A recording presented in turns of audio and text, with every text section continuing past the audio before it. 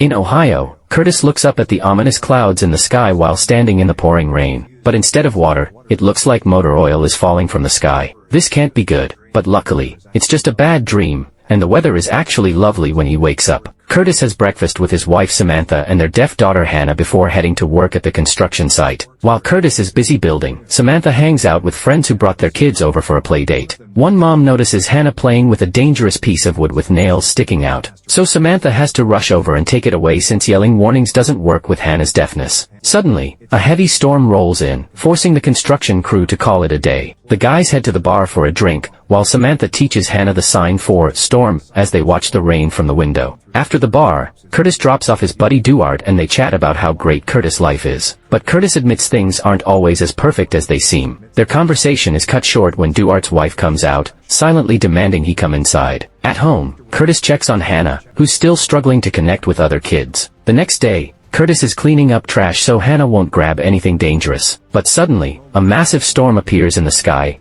and a lightning bolt strikes the ground, making the family dog, Red, go berserk. As Curtis tries to hold Hannah's hand, Red breaks free and viciously bites Curtis' arm. But it's just another nightmare. During breakfast, Curtis can't stop thinking about how real the dream felt. He sees Hannah playing with Red and worries, so he takes her away from the dog. Samantha asks what's wrong, but Curtis snaps and leaves without eating. At work, Curtis is distracted, staring at his arm and thinking he can still feel the bite. His boss, Jim, is angry about the rain delay and wants them to work overtime to catch up. While on the way to the site, Curtis asks Duarte to help him grab extra supplies first. During a break, Curtis sees a swarm of blackbirds flying in strange patterns. He asks Duarte if he thinks it's weird, but Duarte didn't notice anything. Curtis is late for Hannah's parent-teacher conference because of the overtime. He's covered in mud and hasn't showered. The teacher teaches them more sign language, which Curtis needs to practice more since he doesn't spend as much time with Hannah as Samantha. Later, it's raining again, and Curtis rushes to get in the car with Hannah. The rain makes it hard to see, and they crash. Curtis is bleeding from his head, but Hannah is okay. But suddenly, men appear and start breaking the car windows. One guy holds down Curtis while the other kidnaps Hannah, but it's just another nightmare. Curtis wakes up screaming and goes downstairs looking sick. Samantha worries, but he says it's just a cold.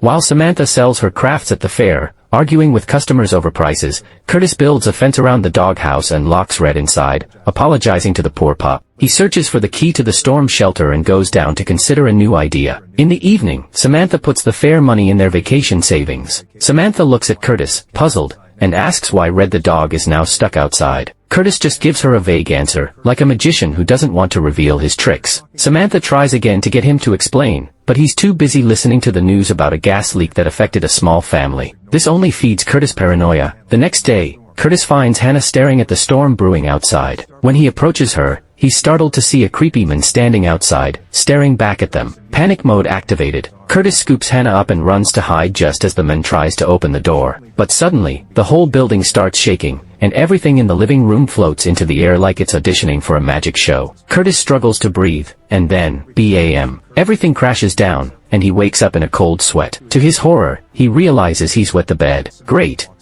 Just what every adult wants to deal with. When Samantha walks in, he quickly covers the evidence with blankets. He asks for the doctor's number, and Samantha, concerned, tries to check on him, but Curtis snaps at her to keep her eyes off the wet sheets. He immediately apologizes, blaming it on feeling unwell, but insists she go to church while he takes care of Hannah. Once Samantha leaves, Curtis changes the sheets and cleans up the evidence like a ninja in the night. Later, he takes Hannah to the library, distracting her with a kid's book while he searches for info about mental illness. After their library trip, they stop at the grocery store to stock up on canned foods, which makes them late for lunch with Hannah's family. Of course, they judge him for missing church. In the afternoon, Curtis starts cleaning the storm shelter and stores all the canned food he bought, just in case of an emergency. Then he settles down with some library books for a little light reading. Finally, Curtis gets to see a doctor and explains he's been having trouble sleeping for 4 days. At first, the doctor brushes it off, but when Curtis admits to having nightmares and wetting the bed, the doctor decides it's time for some medicine and suggests a psychiatrist in Columbus. Meanwhile, Samantha visits the insurance agency to check on the operation to restore Hannah's hearing. Good news. Her request is approved,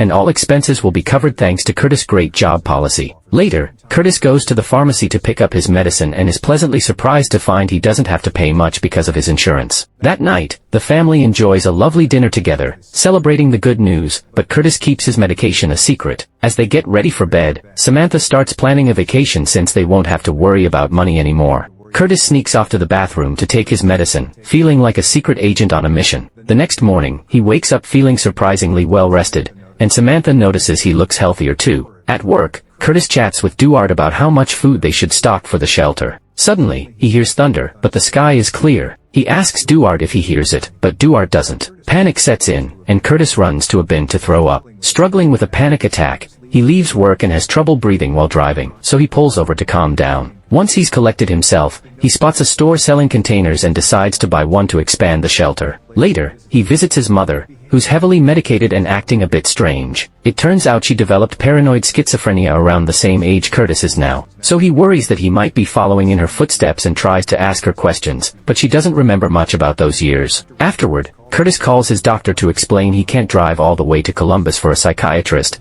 asking for an alternative. That night, he calculates how much it would cost to turn the shelter into a full bunker. The next morning, he goes to the bank and takes out a home improvement loan without telling Samantha, ignoring his agent's warnings. Later at work, Curtis asks Duarte for help taking some equipment from the site to build his bunker. It's against the rules, but Duarte agrees to help. A worried Duarte asks if Curtis is okay, and Curtis assures him he is. After work, Curtis sees a local counselor and spills all his theories based on his research, and the counselor explains she can't diagnose him but can help him through his crisis.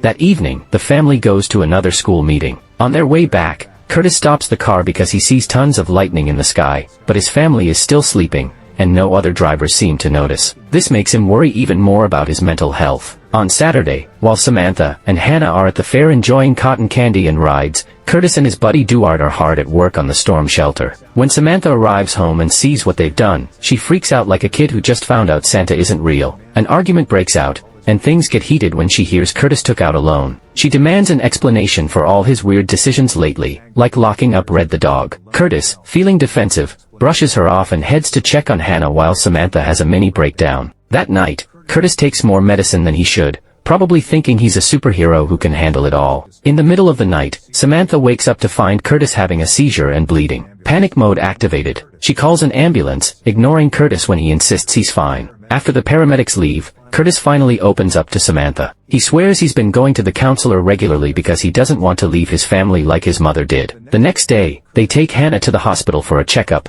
and the doctor schedules her surgery in 6 weeks. At work, Curtis talks to his boss, Jim, and asks to take Duarte off his crew because he doesn't want to give orders to his best friend. Jim thinks it's a little strange but agrees. He also points out that Curtis has been missing a lot of work lately. Curtis explains it's because of Hannah's doctor visits, but Jim warns him to get his act together. After work, Curtis heads to a store to buy gas masks, which turn out to be ridiculously expensive. Meanwhile, Duarte's wife spills the beans to Samantha about the rumors surrounding Curtis' behavior. Samantha gets defensive and insists they're doing just fine, thank you very much. Later, while Curtis is working on the shelter, his brother Kyle drops by. He's heard about Curtis' strange behavior from Samantha and is worried about him. Curtis brushes it off, telling Kyle to visit their mom instead. Their relationship is as awkward as a first date gone wrong. Before Kyle leaves, Curtis remembers he's been looking for a dog and asks him to take Red. That stormy afternoon, Curtis walks into the kitchen and finds Samantha soaked from the rain. They stare at each other for a moment, and Curtis can practically see the lightning bolts in her eyes as she grabs a knife. But wait.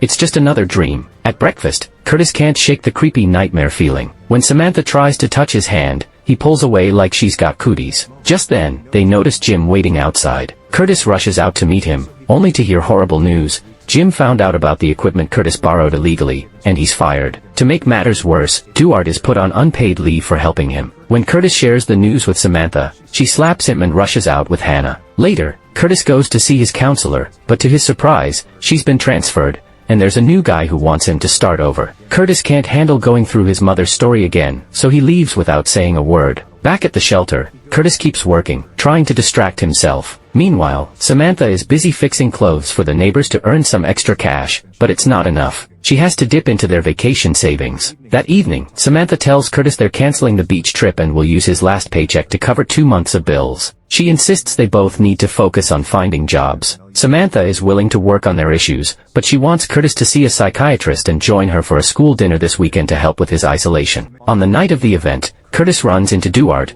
who blames him for his job suspension. Curtis tries to ask Duarte to talk later, but Duarte keeps going on about how Curtis cut him off when they were supposed to be friends. Things escalate, and Duarte pushes Curtis, who kicks him back. Finally snapping, Curtis yells that a devastating storm is coming, and nobody is ready for it. Then he has a breakdown, and Samantha uses this moment to take him home. Later, Curtis sees Hannah in the middle of the road and rushes to pick her up. Suddenly, a flock of birds appears in the sky, flying in strange patterns before heading toward him. He shields Hannah as the birds fly past, but then they start dropping dead to the ground. Terrified, Curtis runs into the house just as a siren begins wailing. Just then, Curtis wakes up with a start. The siren is actually going off in real life. It's pouring rain, so Curtis grabs his family and they rush to hide in the shelter. After locking the door, he makes them put on oxygen masks just in case. They fall asleep and wait for the storm to pass. A few hours later, Curtis wakes up and checks the door, but he can still feel the storm raging outside. He goes back to sleep. In the morning, Samantha wakes him up,